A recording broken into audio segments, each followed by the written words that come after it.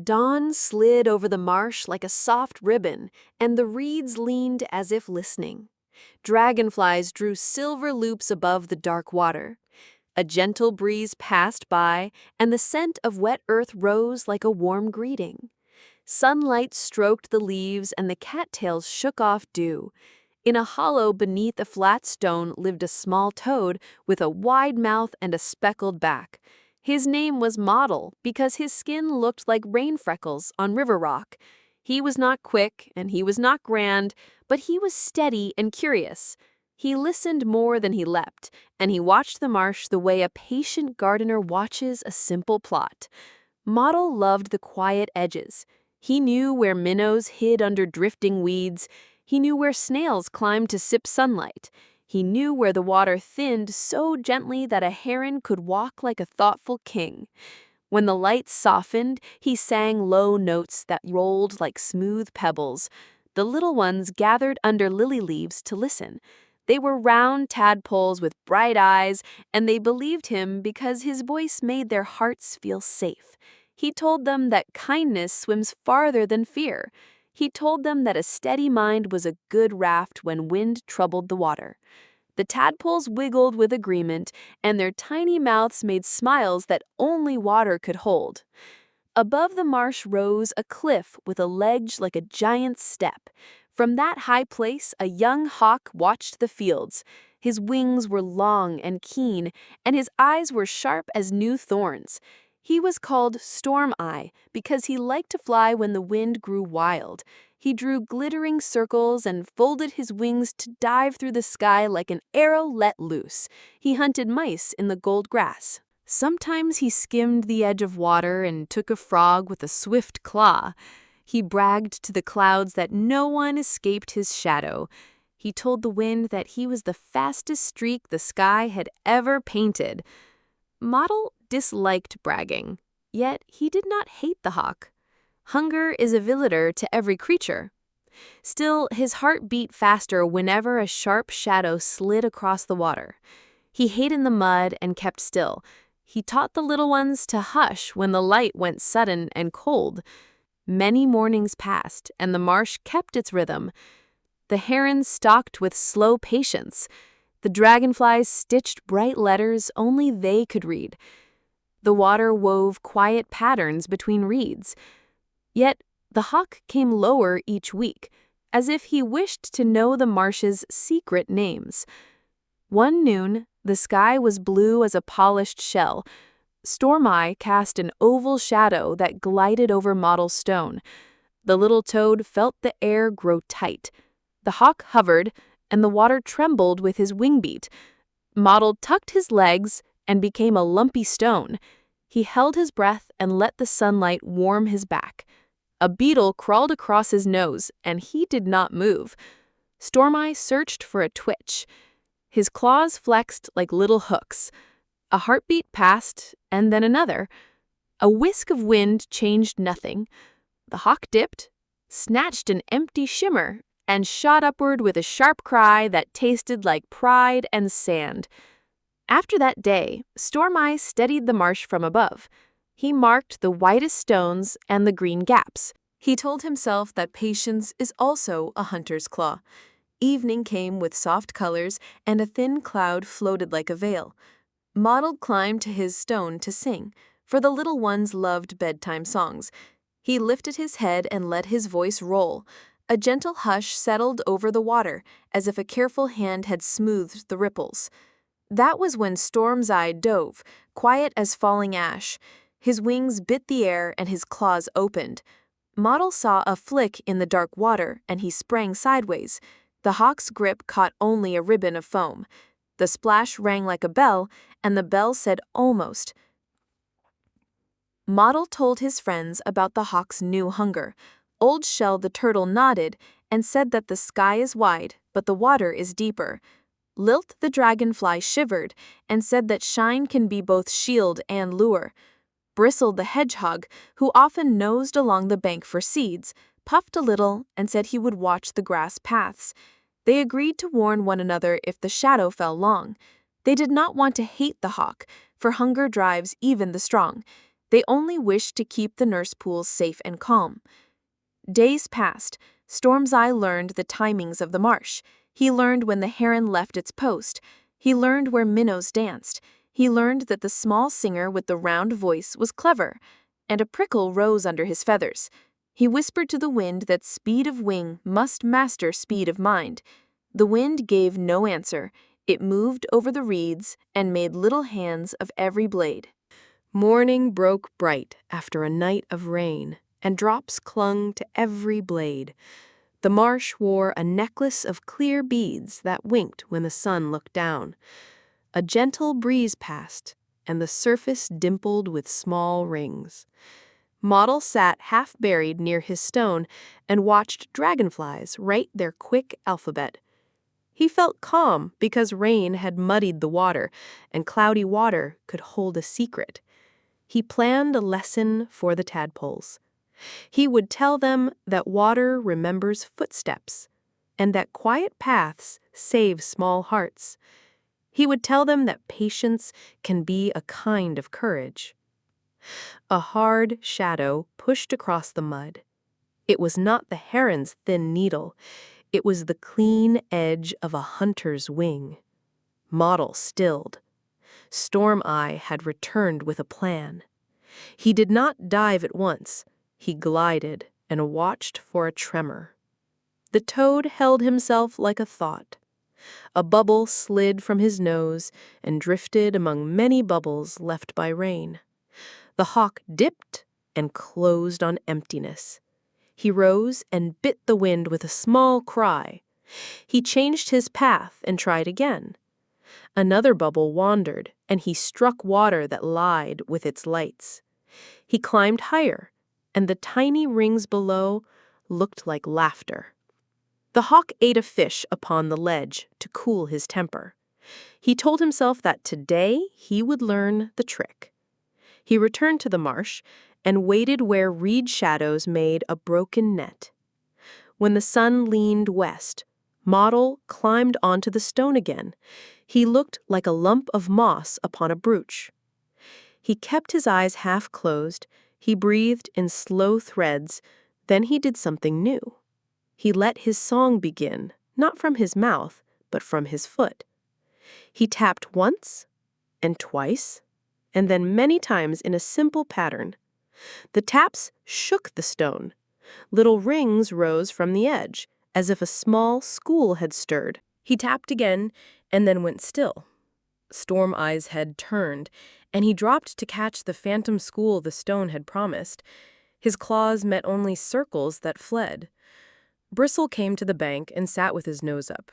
He whispered that the hawk would grow angry and careless. Mottle nodded, yet his heart felt a careful pity. He did not like to be hunted, and he did not like to turn another's hunger into bitterness. He wished to live by quiet craft, not by cruel trick.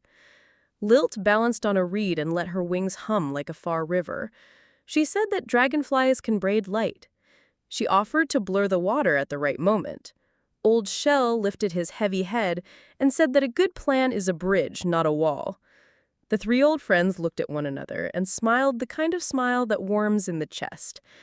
A gentle breeze passed by, and courage felt close. That night Storm Eye did not sleep well. He dreamed of small brown stones that opened eyes. He dreamed of rings that ran away laughing. He told himself that mercy had made him slow. He would be hard and quick. He would come at dawn when songs were soft and friends were drowsy. He would strike at the line where the toad must lift his face to breathe. He felt calmer when he held that thought like a bright nail. Dawn came pale and simple. Fog curled along the bank like milk poured from a careful hand.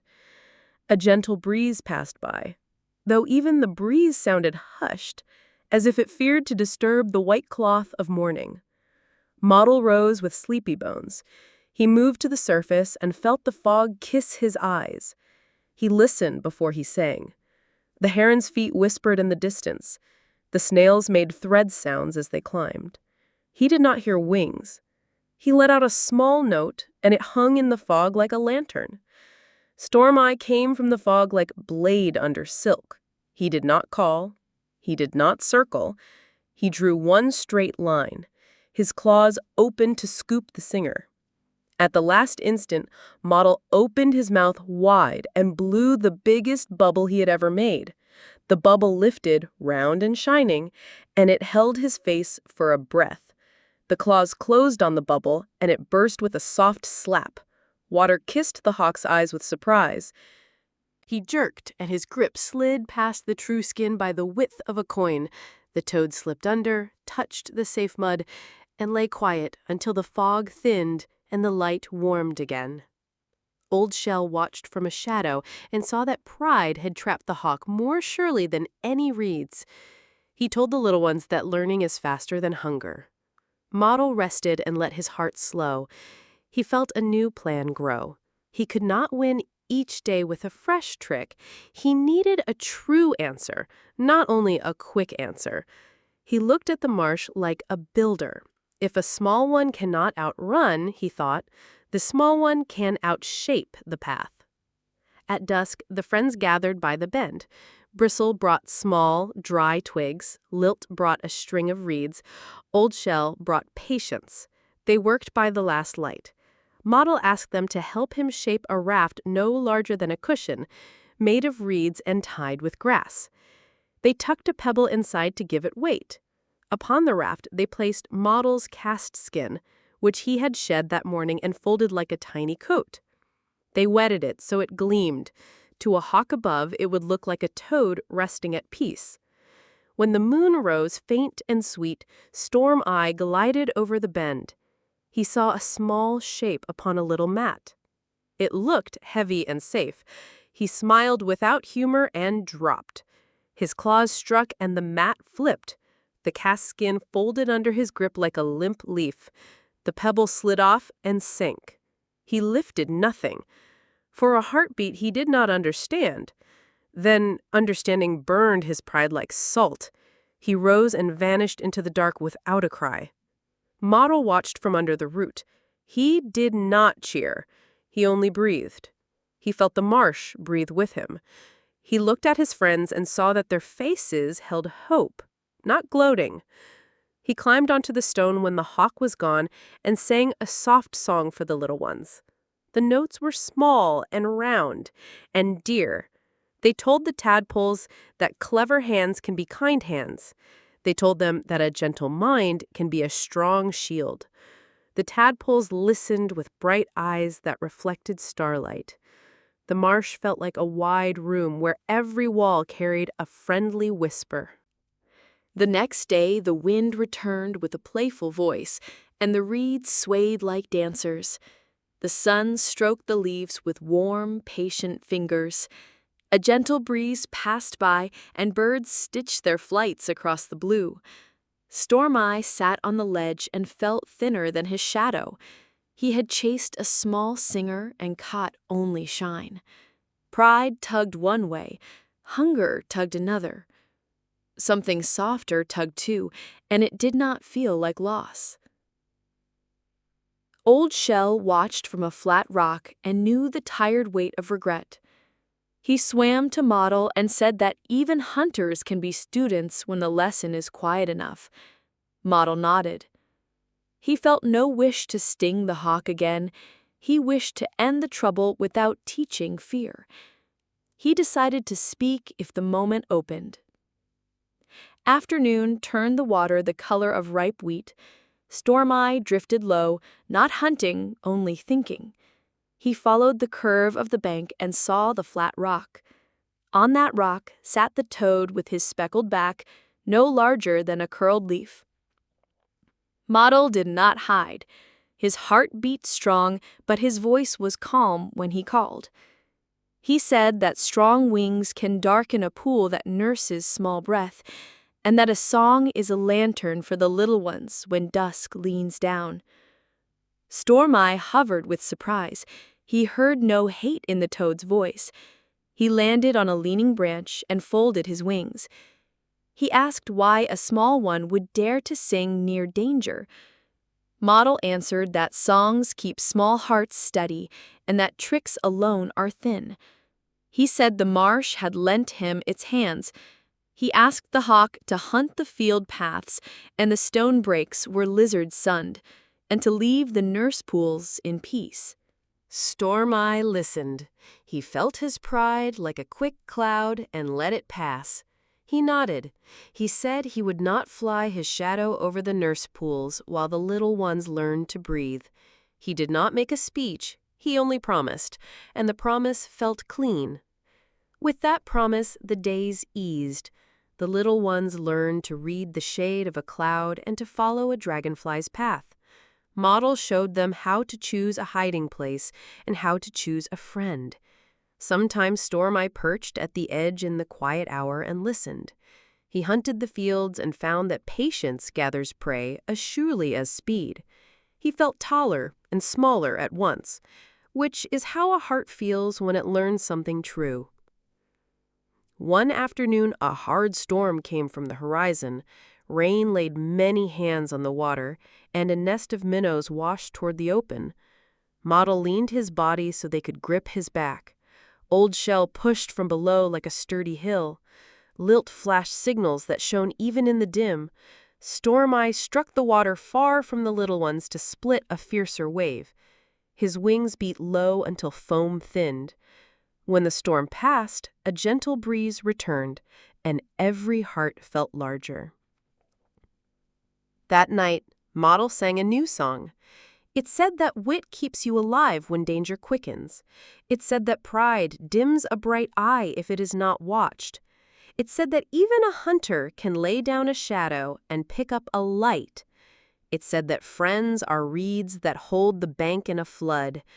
The marsh listened. The sun stroked the leaves one last time, and peace sailed like warm cloth over the water.